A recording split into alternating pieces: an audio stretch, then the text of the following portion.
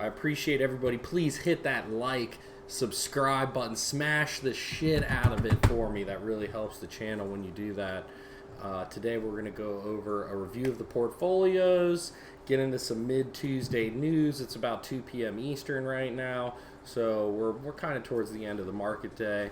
We'll kick it off with reviewing the RobinHood portfolio. We did deposit a little more. We purchased some more shares of Maxar Technologies yesterday. We're up to 28 shares. Our average cost is $9.38. It's sitting at $9.46. It had a huge drop today of almost 6.5%. That's okay though. Could have bought today. We also bought one share of Canopy Growth yesterday, trying to average our cost down. We're still at $45.55.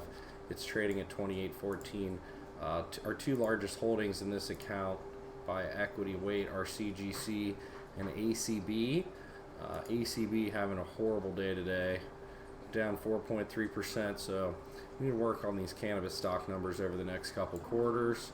Dividend stocks are doing good. Overall, the portfolio was trying to climb out of a hole there for a bit, but we're back down to down around 3K here on the RobinHood portfolio as we try and bounce out of these cannabis stocks into more dividend payers here, a little more conservative.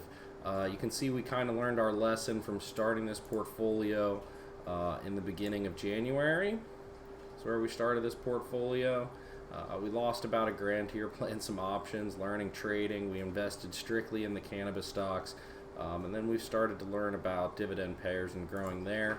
This is a brand new account, M1 Finance. As you can see, we've only chucked $400 in.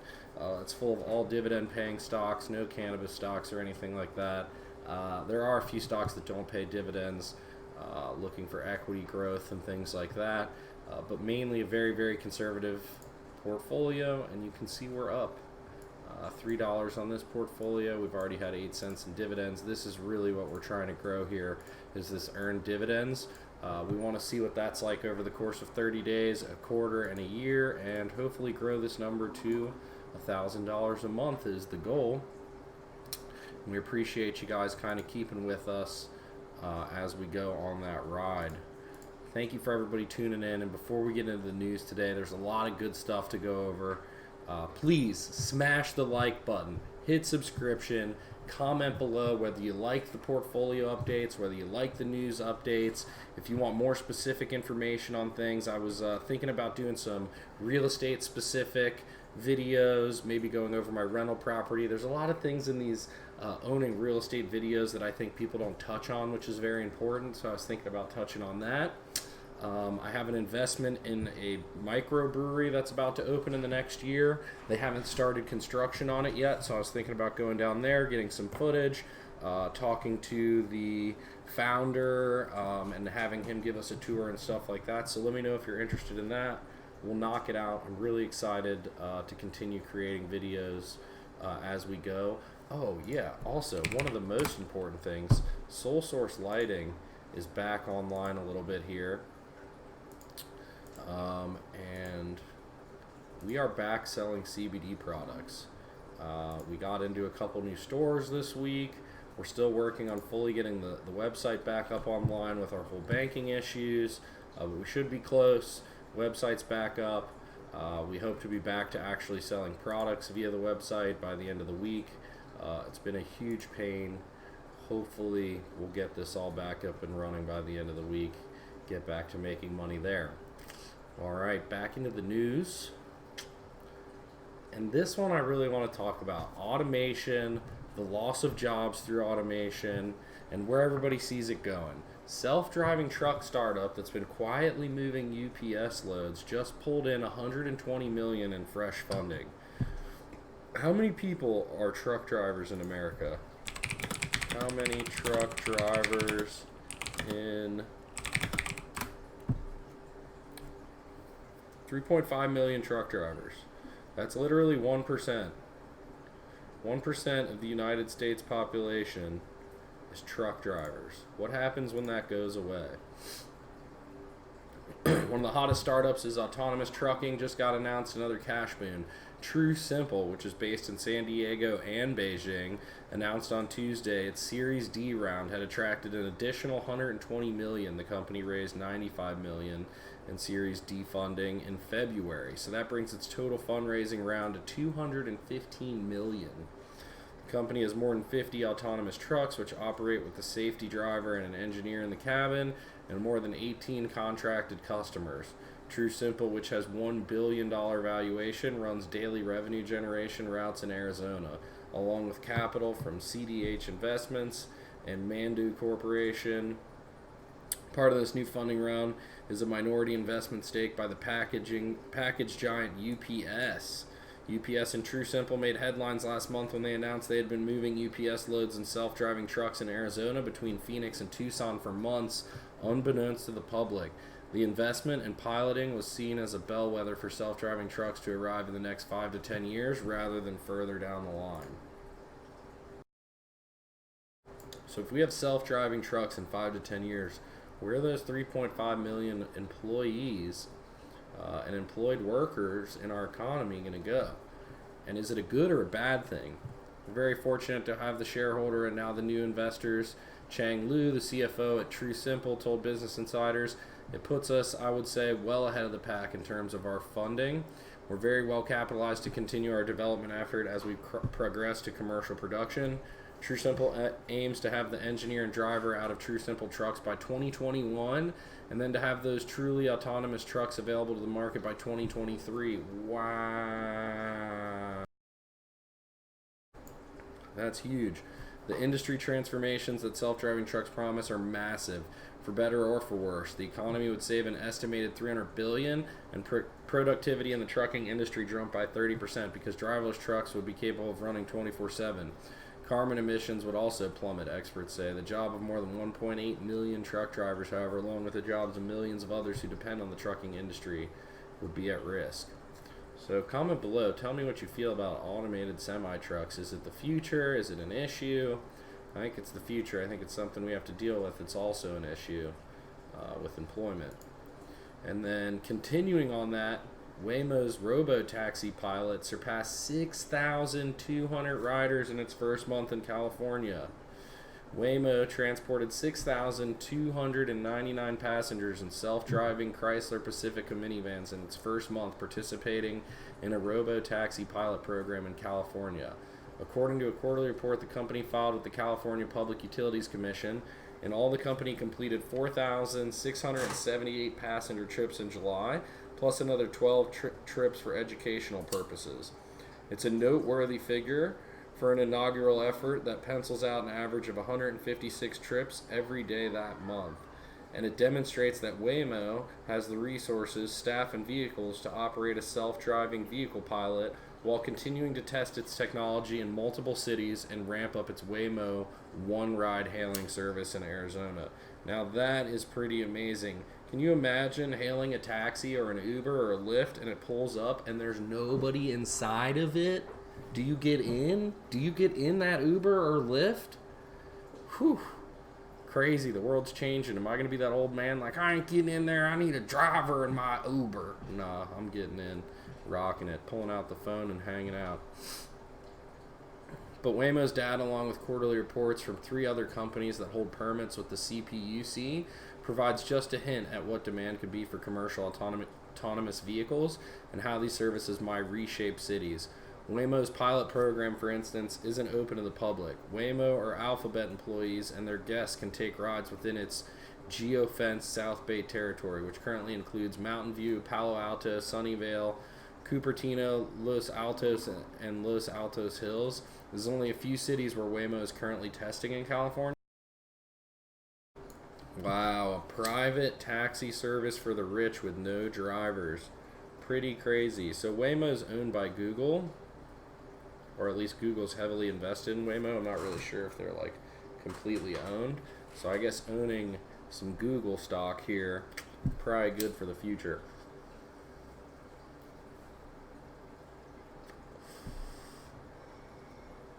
Because companies in the pilot program cannot charge for rides, it's difficult to determine what the demand will be for self-driving passenger services. Dr. Susan Shaheen, co-director of the Transportation Sustainability Research Center at the University of California, noted in a recent interview.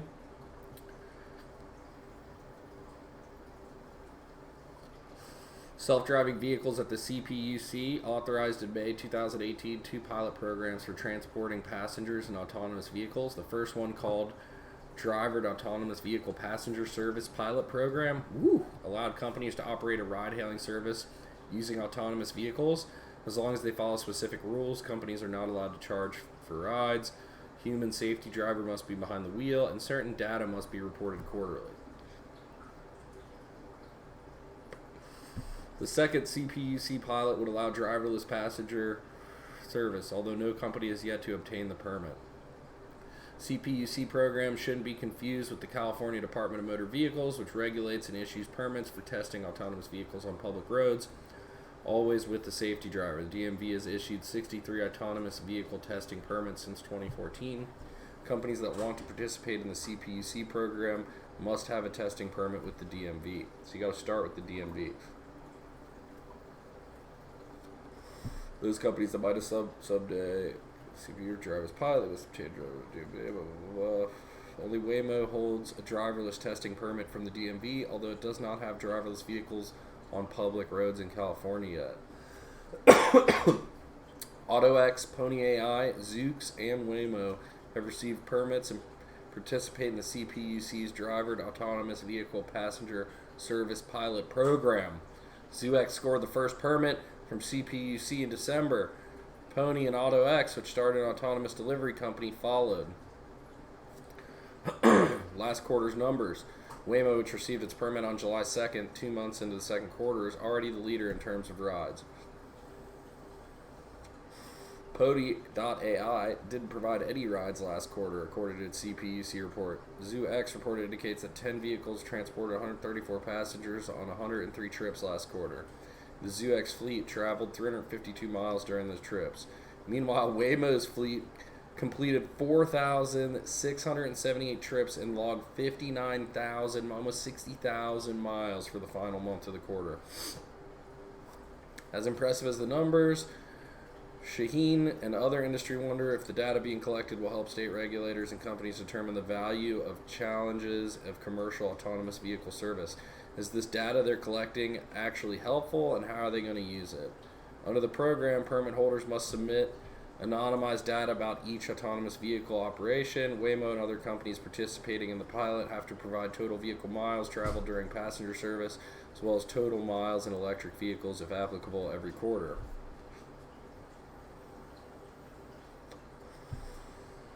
Other data requirements for each quarter include miles traveled to the pickup point, idling time, vehicle occupancy, and data about accessible rides.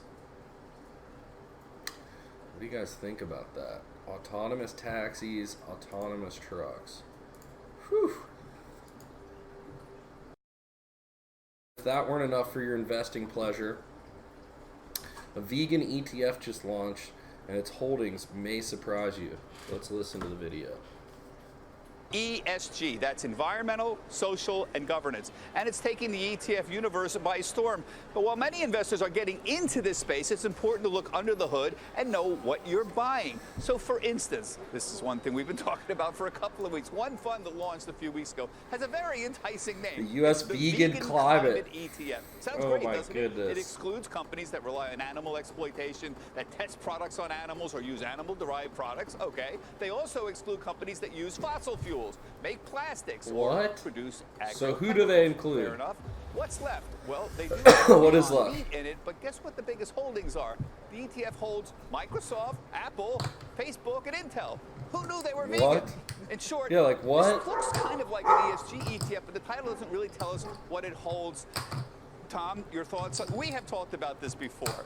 You know, a vegan ETF that doesn't even hold so food all of a sudden stuff? you ended up owning obscure semiconductor stocks that were only peripherally related. Yeah. I'm not trying to give them a hard time, but no.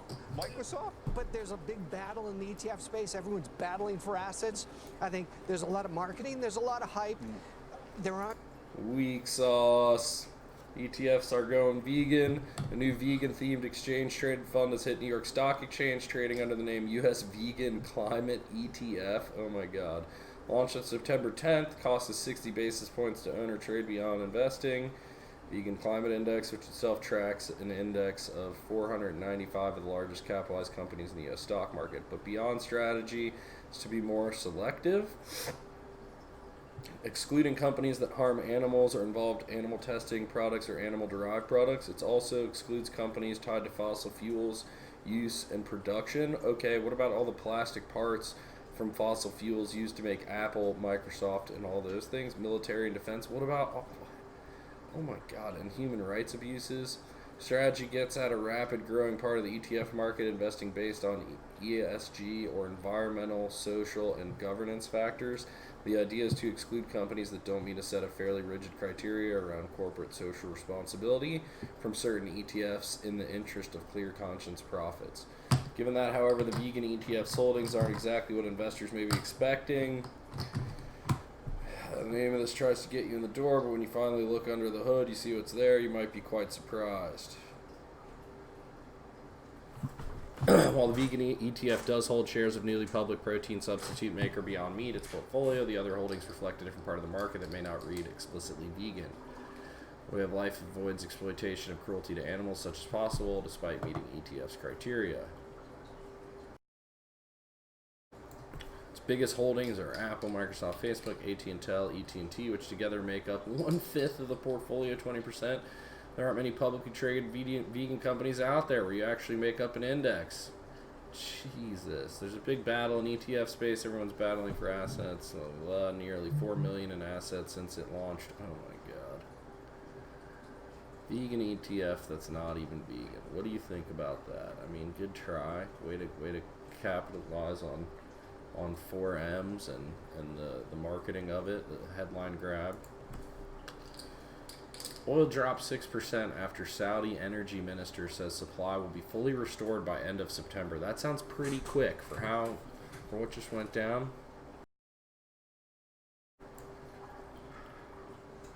Oil prices plunge on Tuesday after the Saudi energy minister said that the kingdom's oil supply will soon be back online. Brent crude futures, the international benchmark, dropped 6.33%. U.S. West Texas futures slipped 5.45%. Energy Minister Prince Abdulaziz bin Salam said in a press conference Tuesday that oil supply will be fully restored by the end of September after a series of attacks on Saudi's heart of oil industry disrupted its oil production. Brent crude oil prices surged the most on record on Monday following a series of attacks over the weekend. The largest oil processing facility at Abiquique and the nearby oil field was attacked on Saturday, knocking out 5.7 million barrels of daily crude production, more than half of the kingdom's oil output. Saudi Aramco, the national oil company, was previously expected to take weeks to months to restore the majority of its output. Geopolitical events have a historic tendencies of exaggerating initial impact in the markets, with smaller economic and market impact emerging over a short period of time. So not too big of a deal. Market's doing all right. I know I did notice like a huge bump in BP yesterday. So is it down? Yeah.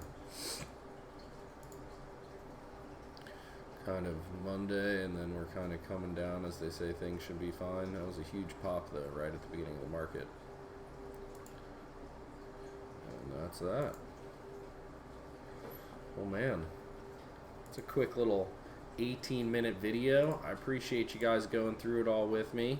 Appreciate everybody reviewing the portfolio. Please hit that like, subscribe button. Please comment below what else you'd like to see. If you like the news, if you like the portfolio stuff, if you want to see some brewery stuff. I really appreciate everybody that made it all the way through. Not many people make it this far. So if you do, comment with a 420 underneath the video so I know you made it till the end. That's what's up. Peace, guys. Till the next one. Have fun trading.